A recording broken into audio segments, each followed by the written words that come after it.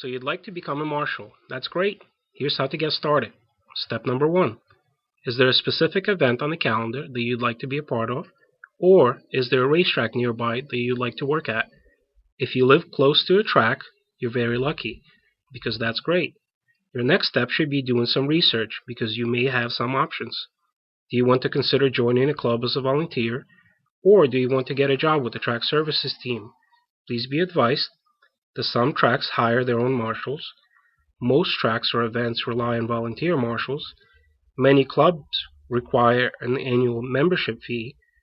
Few events pay club members for participation, and multiple club memberships may be required for different events.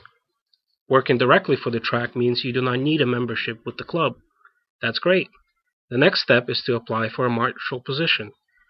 You should reach out by email to the track or to the club directly. Make some phone calls or even visit the track in person to introduce yourself. You may need to wait a little for them to make a decision and repeat the steps if you don't hear back. But eventually you'll become a marshal. Congratulations. Next step, prepare for training and go shopping. You will need to buy some comfortable clothes. Remember, no red, yellow, or bright colors unless it's orange, especially for your rain gear. You will need some good gloves, weatherproof boots, and some other accessories like a whistle, earplugs, and sunscreen.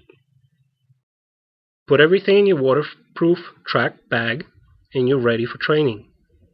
Step 5. Start learning from scratch. Some tracks may offer classroom training. This is very good for learning theory. Many offer crash and burn school to demonstrate things hands-on, but the most common practice is on-the-job training, where you pair with an experienced marshal that will show you the ropes.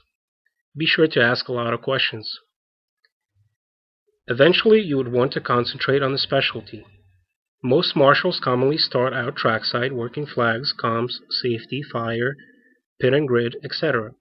The next level is rescue services. They respond to big incidents in trucks, tow cars off track, and do major cleanups like fires. You can also work off tracks. Positions include race control, communications, timing and scoring, etc. Different series may require different skill set, including different flag procedures, different response protocol, etc. Once you got some experience marshalling, travel to do some major events or follow a series. You can travel regionally, around the country, or internationally. Many Americans, for example, go to Europe, from Asia to the Pacific, and South American and South African marshals go everywhere as well. You'll be amazed how small the world is. Finally, remember that volunteering is pretty expensive. Try to stick to a budget before you burn through your finances, especially when traveling overseas. Always negotiate and ask for locals to help. The rule of thumb is travel wisely. Research your airfare, take public transport when possible, or rent a car to avoid high taxi costs. Book reasonable accommodation and try to eat local food. It's far less expensive than Western food when traveling. Make some memorable friendships, learn different cultures, try different cuisines, and invite your new friends to join you in marshalling.